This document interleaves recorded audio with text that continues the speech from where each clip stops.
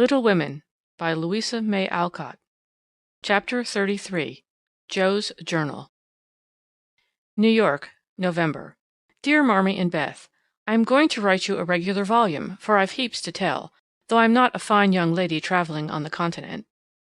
When I lost sight of Father's dear old face, I felt a trifle blue, and might have shed a briny drop or two, if an Irish lady with 4 small children, all crying more or less, hadn't diverted my mind, for I amused myself by dropping gingerbread nuts over the seat every time they opened their mouths to roar.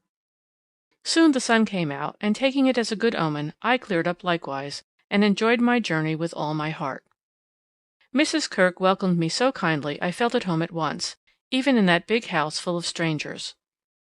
She gave me a funny little sky parlor, all she had, but there's a stove in it and a nice table and a sunny window, so I can sit here and write whenever I like.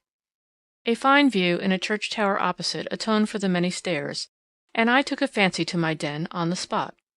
The nursery where I am to teach and sew is a pleasant room next Mrs. Kirke's private parlor, and the 2 little girls are pretty children, rather spoiled, I fancy, but they took to me after telling them the 7 bad pigs, and I've no doubt I shall make a model governess.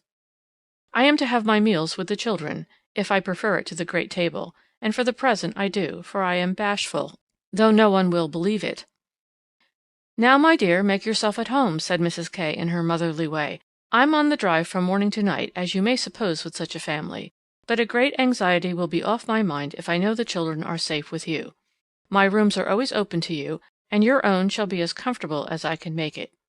There are some pleasant people in the house if you feel sociable, and your evenings are always free. Come to me if anything goes wrong, and be as happy as you can. There's the tea bell, I must run and change my cap." And off she bustled, leaving me to settle myself in my new nest. As I went downstairs soon after, I saw something I liked. The flights are very long in this tall house, and as I stood at the head of the 3rd one for a little servant girl to lumber up, I saw a gentleman come along behind her, take the heavy hod of coal out of her hand, carry it all the way up, put it down at a door near by, and walk away, saying, with a kind nod and a foreign accent, "It goes better so. The little back is too young for half such heaviness." Wasn't that good of him? I like such things, for as Father says, trifles show character. When I mentioned it to Mrs. K that evening, she laughed and said, "That must have been Professor Bhaer. He is always doing things of that sort." Mrs. K told me he was from Berlin, very learned and good, but poor as a church mouse, and gives lessons to support himself and 2 little orphan nephews, whom he is educating here, according to the wishes of his sister, who married an American. Not a very romantic story, but it interested me, and I was glad to hear that Mrs. K lends him her parlor for some of his scholars. There is a glass door between it and the nursery, and I mean to peep at him, and then I'll tell you how he looks. He's almost 40, so it's no harm, Marmee. After tea and a go-to-bed romp with the little girls, I attacked the big work-basket, and had a quiet evening chatting with my new friend. I shall keep a journal letter, and send it once a week, so good night, and more tomorrow. Tuesday Eve. Had a lively time in my seminary this morning, for the children acted like Sancho, and at one time I really thought I should shake them all round. Some good angel inspired me to try gymnastics, and I kept it up till they were glad to sit down and keep still. After luncheon the girl took them out for a walk, and I went to my needlework like little Mabel with a willing mind. I was thanking my stars that I'd learned to make nice buttonholes, when the parlor door opened and shut, and someone began to hum "Kennst du das Land?" like a big bumblebee. It was dreadfully improper, I know, but I couldn't resist the temptation, and lifting one end of the curtain before the glass door, I peeped in. Professor Bhaer was there, and while he arranged his books I took a good look at him. A regular German, rather stout, with brown hair tumbled all over his head, a bushy beard, good nose, the kindest eyes I ever saw, and a splendid big voice that does one's ears good, after our sharp or slipshod American gabble. His clothes were rusty, his hands were large, and he hadn't a very handsome feature in his face, except his beautiful teeth, yet I liked him, for he had a fine head, his linen was very nice, and he looked like a gentleman, though 2 buttons were off his coat, and there was a patch on one shoe. He looked sober in spite of his humming, till he went to the window to turn the hyacinth bulbs toward the sun, and stroke the cat, who received him like an old friend. Then he smiled, and when a tap came at the door, called out in a loud, brisk tone, "Herein!" I was just going to run when I caught sight of a morsel of a child carrying a big book, and stopped to see what was going on. "Me wants me bear," said the mite, slamming down her book and running to meet him. "Thou shalt have thy bear. Come then and take a good hug from him, my Tina," said the Professor, catching her up with a laugh and holding her so high above his head that she had to stoop her little face to kiss him. "Now me must study my lesson," went on the funny little thing. So he put her up at the table, opened the great dictionary she had brought, and gave her a paper and pencil, and she scribbled away, turning a leaf now and then, and passing her little fat finger down the page as if finding a word, so soberly that I nearly betrayed myself by a laugh, while Mr. Bear stood stroking her pretty hair with a fatherly look that made me think she must be his own, although she looked more French than German. Another knock, and the appearance of two young ladies, sent me back to my work, and there I virtuously remained through all the noise and gabbling that went on next door. One of the girls kept laughing affectedly and saying, "Now, Professor," in a coquettish tone, and the other pronounced her German with an accent that must have made it hard for him to keep sober. Both seemed to try his patience sorely, for more than once I heard him say emphatically, "No, no, it is not so. You have not attend to what I say." And once there was a loud rap, as if he struck the table with his book, followed by the despairing exclamation, "Prut! It all goes bad this day." Poor man, I pitied him, and when the girls were gone, took just one more peep to see if he survived it. He seemed to have thrown himself back in his chair, tired out, and sat there with his eyes shut till the clock struck 2, when he jumped up, put his books in his pocket as if ready for another lesson, and taking little Tina, who had fallen asleep on the sofa, in his arms, he carried her quietly away. I fancy he has a hard life of it. Mrs. Kirk asked me if I wouldn't go down to the 5 o'clock dinner, and feeling a little bit homesick, I thought I would, just to see what sort of people are under the same roof with me. So I made myself respectable and tried to slip in behind Mrs. Kirk, but as she is short and I'm tall, my efforts at concealment were rather a failure. She gave me a seat by her, and after my face cooled off, I plucked up courage and looked about me. The long table was full, and everyone intent on getting their dinner, the gentlemen especially, who seemed to be eating on time, for they bolted in every sense of the word, vanishing as soon as they were done. There was the usual assortment of young men absorbed in themselves, young couples absorbed in each other, married ladies in their babies, and old gentlemen in politics. I don't think I shall care to have much to do with any of them, except one sweet-faced maiden lady who looks as if she had something in her. Cast away at the very bottom of the table was the Professor, shouting answers to the questions of a very inquisitive deaf old gentleman on one side, and talking philosophy with a Frenchman on the other. If Amy had been here, she'd have turned her back on him forever, because, sad to relate, he had a great appetite, and shovelled in his dinner in a manner which would have horrified her ladyship. I didn't mind, for I like to see folks eat with a relish, as Hannah says, and the poor man must have needed a deal of food after teaching idiots all day. As I went upstairs after dinner, two of the young men were settling their hats before the hall mirror, and I heard one say, low, to the other, "Who's the new party?" "Governess or something of that sort." "What the deuce is she at our table for?" "Friend of the old lady's." "Handsome head, but no style." "Not a bit of it. Give us a light and come on." I felt angry at first, and then I didn't care, for a governess is as good as a clerk, and I've got sense if I haven't style, which is more than some people have, judging from the remarks of the elegant beings who clattered away, smoking like bad chimneys. I hate ordinary people. Thursday. Yesterday was a quiet day spent in teaching, sewing, and writing in my little room, which is very cozy, with a light and fire. I picked up a few bits of news and was introduced to the Professor. It seems that Tina is the child of the Frenchwoman who does the fine ironing in the laundry here. The little thing has lost her heart to Mr. Bear, and follows him about the house like a dog whenever he is at home, which delights him, as he is very fond of children, though a bachelador. Kitty and Minnie Kirk likewise regard him with affection, and tell all sorts of stories about the plays he invents, the presents he brings, and the splendid tales he tells. The younger men quiz him, it seems, call him Old Fritz, Lager Beer, Ursa Major, and make all manner of jokes on his name. But he enjoys it like a boy, Mrs. Kirk says, and takes it so good-naturedly that they all like him in spite of his foreign ways. The maiden lady is a Miss Norton, rich, cultivated, and kind. She spoke to me at dinner today, for I went to table again, it's such fun to watch people, and asking me to come and see her at her room. She has fine books and pictures, knows interesting persons, and seems friendly, so I shall make myself agreeable, for I do want to get into good society, only it isn't the same sort that Amy likes. I was in our parlor last evening when Mr. Bear came in with some newspapers for Mrs. Kirk. She wasn't there, but Minnie, who was a little old woman, introduced me very prettily. "This is Mamma's friend, Miss March." "Yes, and she's jolly, and we like her lots," added Kitty, who was an enfant terrible. We both bowed, and then we laughed, for the prim introduction and the blunt addition were rather a comical contrast. "Ah, yes, I hear these naughty ones go to vex you, Mees March. If so again, call out to me and I come," he said, with a threatening frown that delighted the little wretches. I promised I would, and he departed, but it seems as if I was doomed to see a good deal of him, for today as I passed his door on my way out, by accident I knocked against it with my umbrella.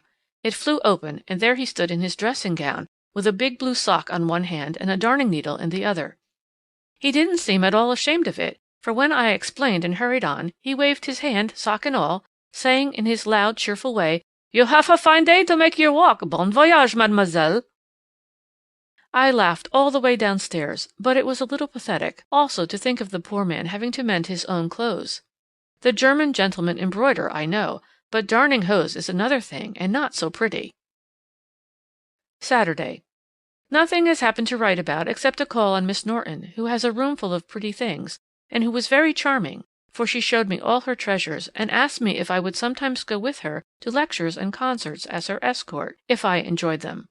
She put it as a favor, but I'm sure Mrs. Kirk has told her about us, and she does it out of kindness to me. I'm as proud as Lucifer, but such favors from such people don't burden me, and I accepted gratefully. When I got back to the nursery there was such an uproar in the parlor that I looked in, and there was Mr. Bear down on his hands and knees with Tina on his back, Kitty leading him with a jump rope, and Minnie feeding two small boys with seed cakes as they roared and ramped in cages built of chairs. "We are playing Nagerie," explained Kitty. "This is mine elephant," added Tina, holding on by the professor's hair. "Mamma always allows us to do what we like on Saturday afternoon when Franz and Emil come, doesn't she, Mr. Bear?" said Minnie. The effluent sat up, looking as much in earnest as any of them, and said soberly to me, "I give you my word it is so. If we make too large a noise, you shall say 'hush' to us, and we go more softly." I promised to do so, but left the door open and enjoyed the fun as much as they did, for a more glorious frolic I never witnessed. They played tag and soldiers, danced and sang, and when it began to grow dark they all piled onto the sofa about the professor, while he told charming fairy stories of the storks on the chimney tops, and the little kobolds who ride the snowflakes as they fall. I wish Americans were as simple and natural as Germans, don't you? I'm so fond of writing, I should go spinning on forever if motives of economy didn't stop me, for though I've used thin paper and written fine, I tremble to think of the stamps this long letter will need. Pray forward Amy's as soon as you can spare them. My small news will sound very flat after her splendors, but you will like them, I know. Is Teddy studying so hard that he can't find time to write to his friends? Take good care of him for me, Beth, and tell me all about the babies, and give heaps of love to everyone. From your faithful Jo. P.S. On reading over my letter it strikes me as rather beary, but I am always interested in odd people, and I really had nothing else to write about. Bless you. December. My precious Betsy, as this is to be a scribble-scrabble letter, I direct it to you, for it may amuse you, and give you some idea of my goings-on, for though quiet, they are rather amusing, for which, oh, be joyful! After what Amy would call Herculaneum efforts in the way of mental and moral agriculture, my young ideas begin to shoot and my little twigs to bend as I could wish. They are not so interesting to me as Tina and the boys, but I do my duty by them, and they are fond of me. Franz and Emil are jolly little lads, quite after my own heart, for the mixture of German and American spirit in them produces a constant state of effervescence. Saturday afternoons are riotous times, whether spent in the house or out, for on pleasant days they all go for a walk, like a seminary, with the professor and myself to keep order, and then such fun! We are all very good friends now, and I've begun to take lessons. I really couldn't help it, and it all came about in such a droll way that I must tell you. To begin at the beginning, Mrs. Kirk called me one day as I passed Mr. Bear's room, where she was rummaging. "Did you ever see such a den, my dear? Just come and help me put these books to rights, for I've turned everything upside down, trying to discover what he has done with the 6 new handkerchiefs I gave him not long ago." I went in, and while we worked I looked about me, for it was a den to be sure. Books and papers everywhere, a broken meerschaum, an old flute over the mantelpiece as if done with, a ragged bird without any tail chirped on one window seat, and a box of white mice adorned the other. Half-finished boats and bits of string lay among the manuscripts. Dirty little boots stood drying before the fire, and traces of the dearly beloved boys, for whom he makes a slave of himself, were to be seen all over the room. After a grand rummage, 3 of the missing articles were found, one over the bird cage, one covered with ink, and a third burned brown, having been used as a holder. "Such a man!" laughed good-natured Mrs. K, as she put the relics in the rag-bag. "I suppose the others are torn up to rig ships, bandage cut fingers, or make kite-tails. It's dreadful, but I can't scold him. He's so absent-minded and good-natured, he lets those boys ride over him roughshod. I agree to do his washing and mending, but he forgets to give out his things, and I forget to look them over, so he comes to a sad pass sometimes." "Let me mend them, then," said I. "I don't mind it, and he needn't know. I'd like to. He's so kind to me about bringing my letters and lending books." So I have got his things in order, and knit heels into 2 pairs of the socks, for they were boggled out of shape with his queer darns. Nothing was said, and I hoped he wouldn't find it out, but one day last week he caught me at it. Hearing the lessons he gives to others has interested and amused me so much that I took a fancy to learn, for Tina runs in and out, leaving the door open, and I can hear. I had been sitting near this door, finishing off the last sock, and trying to understand what he said to a new scholar, who was as stupid as I am. The girl had gone, and I thought he had also, it was so still, and I was busily gabbling over a verb, and rocking to and fro in a most absurd manner, when a little crow made me look up, and there was Mr. Bear, looking and laughing quietly, while he made signs to Tina not to betray him. "So," he said, as I stopped and stared like a goose, "you peep at me, I peep at you, and this is not bad. But see, I am not pleasanting when I say, 'Have you a wish for German?'" "Yes, but you are too busy. I am too stupid to learn," I blundered out, as red as a peony. "Prut! We will make the time, and we fail not to find the sense. At evening I shall give a little lesson with much gladness, for look you, Miss March, I have this debt to pay," and he pointed to my work. "Yes, they say to one another, 'These so kind ladies, he is a stupid old fellow, he will not see what we do. He will not observe that his sock heels go not in holes any more. He will think his buttons grow out new when they fall, and believe that strings make themselves.' Ah, but I have an eye, and I see much. I have a heart, and I feel thanks for this. Come, a little lesson then and now, or no more good fairy works for me and mine." Of course I could say nothing after that, and it is really a splendid opportunity. I made the bargain, and we began. I took 4 lessons, and then I stuck fast in a grammatical bog. The professor was very patient with me, but it must have been torment to him, and now and then he'd look at me with such an expression of mild despair that it was a toss-up with me whether to laugh or cry. I tried both ways, and when it came to a sniff or utter mortification and woe, he just threw the grammar on the floor and marched out of the room. I felt myself disgraced and deserted for ever, but didn't blame him a particle, and was scrambling my papers together, meaning to rush upstairs and shake myself hard, when in he came, as brisk and beaming as if I'd covered myself in glory. "Now we shall try a new way. You and I will read these pleasant little Marchen together, and dig no more into that dry book that goes in the corner for making us trouble." He spoke so kindly, and opened Hans Andersen's fairy tales so invitingly before me, that I was more ashamed than ever, and went at my lesson in a neck-or-nothing style that seemed to amuse him immensely. I forgot my bashfulness, and pegged away, no other word will express it, with all my might, tumbling over long words, pronouncing according to inspiration of the minute, and doing my very best. When I finished reading my first page and stopped for breath, he clapped his hands and cried out in his hearty way, "Das ist gut! Now we go well! My turn! I do him in German, give me your ear!" And away he went, rumbling out the words with his strong voice and a relish which was good to see as well as hear. Fortunately the story was The Constant Tin Soldier, which is droll, you know, so I could laugh, and I did, though I didn't understand half he read, for I couldn't help it, he was so earnest, I so excited, and the whole thing so comical.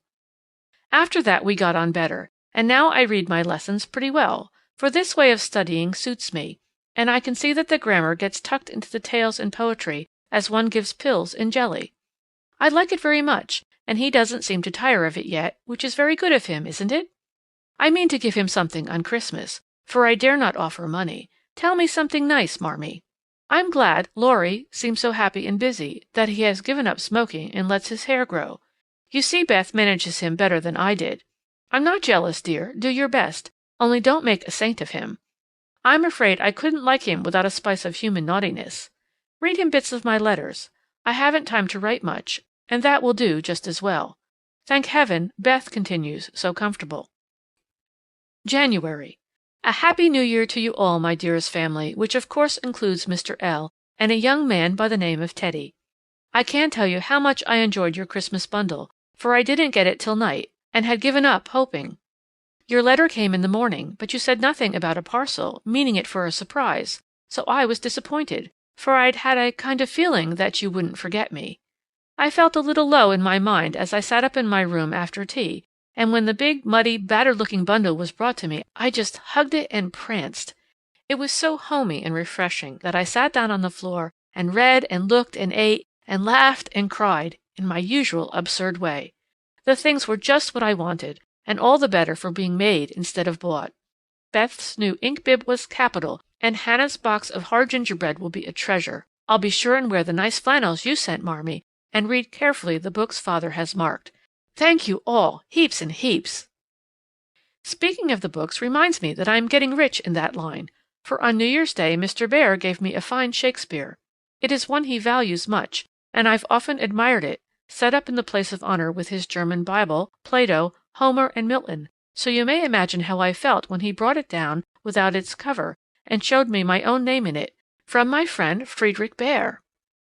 You say often you wish a library. Here I give you one, for between these lids, he meant covers, is many books in one. Read him well, and he will help you much, for the study of character in this book will help you to read it in the world, and paint it with your pen. I thanked him as well as I could, and talked now about my library as if I had 100 books. I never knew how much there was in Shakespeare before, but then I never had a bear to explain it to me. Now don't laugh at his horrid name. It isn't pronounced either bear or beer, as people will say it, but something between the two, as only Germans can give it. I'm glad you both like what I tell you about him, and hope you will know him some day. Mother would admire his warm heart, Father his wise head. I admire both, and feel rich in my new friend Friedrich Bear. Not having much money or knowing what he'd like, I got several little things, and put them about the room where he would find them unexpectedly. They were useful, pretty, or funny. A new standish on his table, a little vase for his flower, he always has one, or a bit of green in a glass to keep him fresh, he says, and a holder for his blower, so that he needn't burn up what Amy calls mouchoirs. I made it like those Beth invented, a big butterfly with a fat body and black and yellow wings, worsted feelers, and bead eyes. It took his fancy immensely, and he put it on his mantelpiece as an article of virtue, so it was rather a failure after all. Poor as he is, he didn't forget a servant or a child in the house, and not a soul here, from the French laundrywoman to Miss Norton, forgot him. I was so glad of that. They got up a masquerade and had a gay time New Year's Eve. I didn't mean to go down, having no dress, but at the last minute Mrs. Kirk remembered some old brocades, and Miss Norton lent me some lace and feathers. So I dressed up as Mrs. Malaprop and sailed in with a mask on. No one knew me, for I disguised my voice, and no one dreamed of the silent, haughty Miss March, for they think I am very stiff and cool, most of them, and so I am to whippersnappers, could dance and dress and burst out into a nice derangement of epitaphs like an allegory on the banks of the Nile. I enjoyed it very much, and when we unmasked it was fun to see them stare at me. I heard one of the young men tell another that he knew I'd been an actress. In fact, he thought he remembered seeing me at one of the minor theatres. Meg will relish that joke. Mr. Bear was Nick Bottom, and Tina was Titiana, a perfect little fairy in his arms. To see them dance was quite a landscape, to use a Teddyism. I had a very happy New Year, after all, and when I thought it over in my room, I felt as if I was getting on a little in spite of my many failures, for I'm cheerful all the time now, work with a will, and take more interest in other people than I used to, which is satisfactory. Bless you all. Ever your loving, Jo. End of chapter 33.